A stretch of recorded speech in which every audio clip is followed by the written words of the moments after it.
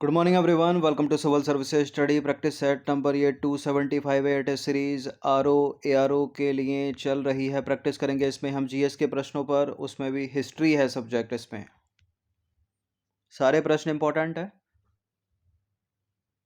और इस test series की प्लेलिस्ट बना रखी है, वहां पर आप टेस्ट नंबर 1 से लेकर 275 तक पहुंच सकते हैं। डिस्क्रिप्शन बॉक्स में लिंक है। उसका पहला प्रश्न है, मधुरा विजयम निम्नलिखित में से किसकी रचना है? नागसेन की, गंगा देवी की, अमोघ वर्ष की या वरदंबिका की? मधुरा विजयम ये रचना है गंगा देवी की, बी है इसका आंसर। देखिए, मधुरा विजयम गंगा देवी की रचना है और गंगा देवी जो है वो कुमार कंपन अड्डियार की पत्नी थी।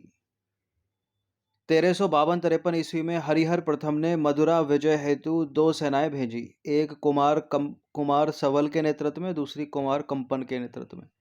कुमार कंपन अड्डियार ने मधुरा को जीतकर उसे विजयनगर में शामिल कर लिया। उसकी पत्नी गंगा देवी ने अपनी पति की विजय का अपने ग्रंथ मधुरा विजयम में सजीव वर्णन किया है। कुमार कंपन बुक्का राय प्रथम का पुत्र था। तो ये है कहानी। क्वेश्चन नंबर 2 पर आ जाइए। विजयनगर के उस पहले शासक की पहचान कीजिए जिसने बहमनियों से गोवा छीना था। ये प्रश्न इंपॉर्टेंट है, एग्जाम में पूछा जाता है। बहमनियों से गोवा छीना था किसने? हरिहर दूसरा, यानी हरिहर द्वितीय ने। बी है इसका आंसर। 1377 ईस्वी में बुक्का की मृत्यु के बाद उसका पुत्र हरिहर द्वितीय सिंहासन पर बैठा। उसने महाराजा धीराज की उपाधि धारण की। हरिहर द्वितीय की सबसे बड़ी सफलता पश्चिम में बहमनी राज्य से बेलगांव और गोवा छीनना था। इस टेस्ट सीरीज की आप फुल टेस्ट सीरीज प्राप्त कर सकते हैं। ये नंबर इस पर कॉल या व्हाट्सएप करके आप पेड टेलीग्राम ग्रुप से जुड़ सकते हैं। क्वेश्चन नंबर 3 है। क्वेश्चन नंबर 3 इनमें से किसी एक की बात कर रहा है। इनमें से किसने कृष्णा नदी की सहायक नदी के दक्षिणी तट पर एक नए नगर की स्थापना की और उस देवता के प्रतिनिधि के रूप में अपने इस नए राज्य का शासन करने का दायित्व लिया, जिसके बारे में माना जाता है कि कृष्णा नदी से दक्षिण की समस्त भूमि उस देवता की है? अमोघ वर्ष प्रथम, बल्लाल द्वितीय, हरिहर प्रथम या प्रताप रुद्र द्वितीय? क्या है इसका आंसर? इसका आंसर है हरिहर प्रथम, ऑप्शन नंबर सी। हरिहर प्रथम ने कृष्णा नदी की सहायक नदी यानी तुंगभद्रा के दक्षिणी तट पर एक नए नगर विजयनगर की स्थापना की और उस देवता के प्रतिनिधि के रूप में अपने इस नए राज्य पर शासन करने का दायित्व लिया, जिसके बारे में माना जाता है कि कृष्णा नदी से दक्षिण की समस्त भूमि उस देवता की है। कौन सा है वो देवता? भगवान विरूपाक्ष। क्वेश्चन नंबर 4 पर आ जाइए। विजयनगर साम्राज्य की स्थापना हरिहर और बुक्का ने निम्नलिखित में से कब की थी? 1334 ईस्वी में, 1336 ईस्वी में, 1338 ईस्वी में? इनमें से कोई नहीं, कभी और की होगी। 1336 में की थी, ऑप्शन नंबर बी है इसका आंसर। देखिए, विजयनगर साम्राज्य की स्थापना हरिहर एवं बुक्का ने 1336 ईस्वी में की थी और उनके पिता संगम के नाम पर उनका वंश संगम वंश कहलाया। नंबर 5 है। विजयनगर के राजा कृष्णदेव राय ने गोलकुंडा का युद्ध किस राजा के साथ लड़ा था? कुली कुतुब शाह, कुतुबुद्दीन ऐबक, इस्माइल आदिल खां, गजपति? कृष्णदेव राय ने गोलकुंडा का युद्ध लड़ा था कुली कुतुब शाह के साथ और जीते कौन? कृष्णदेव राय की जीत हुई, कुली कुतुब शाह हार गया। विजयनगर के राजा कृष्णदेव राय ने गोलकुंडा का युद्ध गोलकुंडा के सुल्तान कुली कुतुब शाह के साथ लड़ा था। गोलकुंडा में कुतुब शाही वंश की स्थापना कुली कुतुब शाह ने की थी। कृष्णदेव राय और कुतुब शाह के बीच संघर्ष में कुतुब शाही सेना पराजित हुई और कृष्णदेव राय जीत गए। नंबर 6 पर आ जाइए। निम्नलिखित में से किसे आंध्र भोज भी कहा जाता है? कृष्णदेव राय, हरिहर, बुक्का, राजेंद्र चोल? किसको कहा जाता है आंध्र भोज? कृष्णदेव राय को। कृष्णदेव राय को आंध्र भोज भी कहा जाता है। नंबर 7 पर आ जाइए। प्रसिद्ध विजयनगर शासक कृष्णदेव राय ने कृष्णदेव राय के अधीन किस साहित्य का स्वर्ण युग था? तेलुगु, तमिल, मलयालम, कोंकणी? किसका था? Option number D, Telugu. Krishnadev Rai को कृष्णदेव राय के समय को तेलुगु साहित्य का स्वर्ण युग कहा जाता है। कृष्णदेव राय स्वयं एक उत्कृष्ट कवि और लेखक था। उसकी प्रमुख रचना अमुक्तमाल्याद थी, जो तेलुगु भाषा के 5 महाकाव्यों में से एक है। ये तीनों लाइन जो हैं इंपॉर्टेंट हैं। क्वेश्चन नंबर 8 पर आ जाइए। प्रसिद्ध जो हजारा टेम्पल है विजयनगर का, वो निम्नलिखित में से किसके शासनकाल में निर्मित हुआ? विजयनगर का जो प्रसिद्ध हजारा मंदिर है, कृष्णदेव राय, देवराय प्रथम, देवराय द्वितीय, हरिहर प्रथम। देखिए इसका आंसर कृष्णदेव राय ही है। विजयनगर का प्रसिद्ध हजारा मंदिर कृष्णदेव राय के शासनकाल में निर्मित हुआ था। इंपॉर्टेंट प्रश्न है ये भी। क्वेश्चन नंबर 9 पर आ जाइए। अब्दुल रज्जाक विजयनगर निम्नलिखित में से किसके शासनकाल में आया था? देवराय द्वितीय के शासनकाल में, देवराय प्रथम के शासनकाल में, देवराय के शासनकाल में, वीर विजय के राज्यकाल में। बी है इसका आंसर। देवराय द्वितीय के राज्यकाल में जो है फारसी राजदूत अब्दुल रज्जाक संगम वंश के द्वितीय देवराय द्वितीय के शासनकाल में विजयनगर आया। देवराय है, ये राज नहीं है। 10वां प्रश्न है, 2 स्टेटमेंट वाला। पहला स्टेटमेंट है, निकोलो कॉन्टी एक जर्मनी का यात्री था होगा।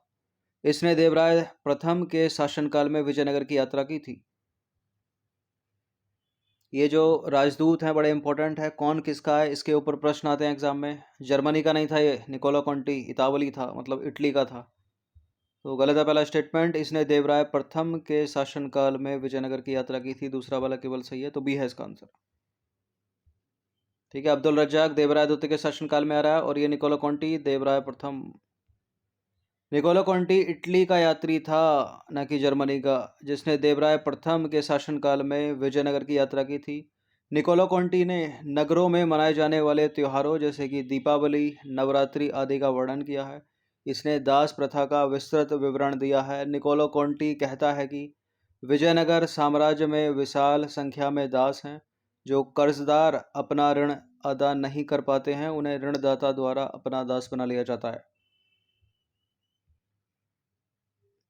11वां प्रश्न है, वैदिक ग्रंथों में भाष्यकार सायण को निम्नलिखित में से किसका आश्रय प्राप्त था? वाकटक राजाओं का, विजयनगर राजाओं का, सातवाहन राजाओं का, या परमार राजाओं का? भाष्यकार सायण को आश्रय प्राप्त था विजयनगर राजाओं का। सी है इसका आंसर। देखिए वैदिक ग्रंथों के भाष्यकार सायण को विजयनगर राजाओं का आश्रय प्राप्त था। सी। 12वां प्रश्न है, 1565 में निम्नलिखित में से कौन सा युद्ध हुआ था? पानीपत का प्रथम युद्ध, खानवा का युद्ध, पानीपत का दूसरा युद्ध, तालीकोटा का युद्ध। ये सबका ईयर आपको पता होना चाहिए एग्जाम में। देखिए पानीपत का प्रथम युद्ध हुआ था 1526 में, पानीपत का दूसरा हुआ था 1556 में, और खानवा का युद्ध हुआ था 1527 में। तो तालीकोटा का युद्ध हुआ था 1565 में, यानी डी है इसका आंसर। 1565 में तालीकोटा के प्रसिद्ध युद्ध में बीजापुर, अहमदनगर, गोलकुंडा और बीदर की संयुक्त सेनाओं ने विजयनगर को पराजित किया। तालीकोटा के इस युद्ध में हुसैन निजाम शाह ने अपने हाथ से राम राय का वध कर दिया। क्वेश्चन नंबर 13 पर आ जाइए। जब राजा वाडियार ने मैसूर राज्य की स्थापना की थी, तब विजयनगर साम्राज्य का शासक कौन था? सदाशिव, तिरुमल, रंगादित्य और वेंकटदुत्य। तिरुमल नहीं था, रंगादित्य नहीं था, या तो सदाशिव होगा या होगा वेंकटदुत्य। कौन था? वेंकटदुत्य, ऑप्शन नंबर डी। वेंकटदुत्य राजा वाडियार का समकालीन था, जिसने 1612 में मैसूर राज्य की स्थापना की थी। नंबर 14 पर आ जाइए। मध्यकालीन इतिहास का प्रसिद्ध विजय विट्ठल मंदिर, जिसके 56 तक्षित स्तंभ संगीत में स्वर निकालते हैं, कहाँ स्थित है? वेलूर में, भद्रांचल में, हम्पी में, श्रीरंगम में। विजय विट्ठल मंदिर यह है हम्पी कहाँ पर है? कर्नाटक में। विजय विट्ठल मंदिर का निर्माण विजयनगर साम्राज्य के तुलु वंश के महाप्रतापी राजा कृष्णदेव राय ने करवाया था। इसी मंदिर में स्थित 56 तक्षित स्तंभ संगीत में स्वर निकालते हैं। इस मंदिर का निर्माण विजयनगर साम्राज्य की राजधानी हम्पी में किया गया था। हम्पी वर्तमान के कर्नाटक में स्थित है। नंबर 15 पर आ जाइए। निम्नलिखित में से किसके राज्यकाल में कल्याण मंडप की रचना मंदिर निर्माण का एक विशिष्ट अभिलक्षण था? विजयनगर, चंदेल, राष्ट्रकूट, चालुक्य। डी है इसका आंसर, विजयनगर साम्राज्य। मंदिर निर्माण की शैली में विजयनगर साम्राज्य का प्रमुख योगदान कल्याण मंडप का निर्माण है। धार्मिक उत्सव के समय देवी देवता की प्रतिमा कल्याण मंडप में स्थापित कर दी जाती थी। इसमें दैवीय विवाहों का आयोजन किया जाता था। नंबर 16 पर आ जाइए। प्रसिद्ध तेलुगु कवि श्रीनाथ निम्नलिखित में से किसके दरबार में थे? ये थे देवराय द्वितीय के दरबार में। ऑप्शन नंबर सी है इसका आंसर। प्रख्यात मध्यकालीन तेलुगु कवि श्रीनाथ विजयनगर साम्राज्य के शासक देवराय द्वितीय के दरबार में थे और श्रृंगार नैषधम उनकी प्रमुख कृति है। किसकी? श्रीनाथ की। क्वेश्चन नंबर 17 है। विजयनगर के किस शासक ने चीन के सम्राट के पास अपना एक राजदूत भेजा? बुक्का प्रथम, सालुव, नरसिंह, कृष्ण देवराय, हरिहर प्रथम। देखिए, संगम वंश या विजयनगर वंश से प्रश्न एग्जाम में बनते हैं। एक प्रश्न तो जरूर पूछा था। यूपीएससी सिविल सेवा तो एक प्रश्न जरूर करती है और स्टेट पीसीएस के लिए भी इंपॉर्टेंट है प्रश्न। इसका उत्तर है बुक्का प्रथम। विजयनगर साम्राज्य की स्थापना हरिहर और बुक्का ने 1336 में की थी, जैसा कि ऊपर हमने एक्सप्लेनेशन में देखा। अपने इस साहसिक कार्य में हरिहर एवं बुक्का ने अपने गुरु विधारण्य तथा वेदों के प्रसिद्ध भाष्यकार सायण से प्रेरणा ली थी। संगम शासक बुक्का प्रथम ने 1334 में चीन के सम्राट के पास अपना दूतमंडल भेजा था। क्वेश्चन नंबर 18 पर अजय निम्नलिखित में से किस स्थान के खंडर विजयनगर की प्राचीन राजधानी का प्रतिनिधित्व करते हैं? बीजापुर, गोलकोंडा, हम्पी या अहमदनगर। क्या है इसका आंसर? इसका answer option number D, Hampi. देखिए, हम्पी के खंडर, हम्पी जो है वर्तमान में उत्तरी कर्नाटक में अवस्थित है। विजयनगर साम्राज्य की प्राचीन राजधानी का प्रतिनिधित्व करते हैं हम्पी के खंडर। क्वेश्चन नंबर 19 पर आ जाइए। निम्नलिखित में से कौन गुलाम वंश का नहीं था? कुतुबुद्दीन ऐबक, इब्राहिम लोदी, इल्तुतमिश, बलबन। देखिए, जो कुतुबुद्दीन ऐबक है वो मोहम्मद गौरी का गुलाम था। ये जो है मोहम्मद गौरी का गुलाम था कुतुबुद्दीन ऐबक, और कुतुबुद्दीन ऐबक का गुलाम था इल्तुतमिश। एग्जाम में एक प्रश्न कभी कभी पूछ लिया जाता है, निम्नलिखित में से किसे गुलामों का गुलाम कहा जाता है?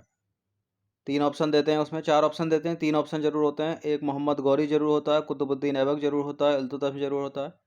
उसका उत्तर है इल्तुतमिश। इल्तुतमिश गुलामों का गुलाम है, क्योंकि ये कुतुबुद्दीन ऐबक का गुलाम था और कुतुबुद्दीन ऐबक खुद मोहम्मद गौरी का गुलाम था। कुतुबुद्दीन ऐबक कुतुब मीनार की नींव रखवाने वाला और ये पूरा करवाने वाला। ठीक है, तो इब्राहिम लोदी लोदी वंश का संस्थापक था, तो यही गुलाम वंश का नहीं हुआ। डी है इसका आंसर।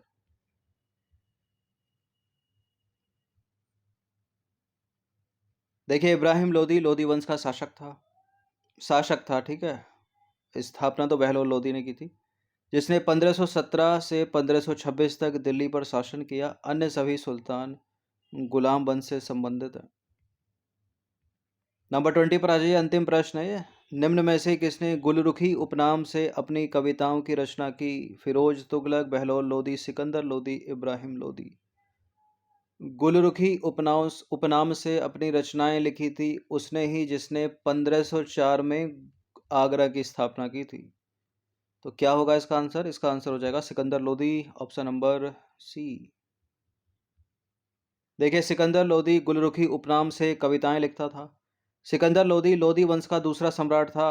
अपने पिता बहलोल लोदी की मृत्यु के बाद वह दिल्ली के तख्त पर 1489 में सुल्तान सिकंदर शाह की उपाधि के साथ बैठा।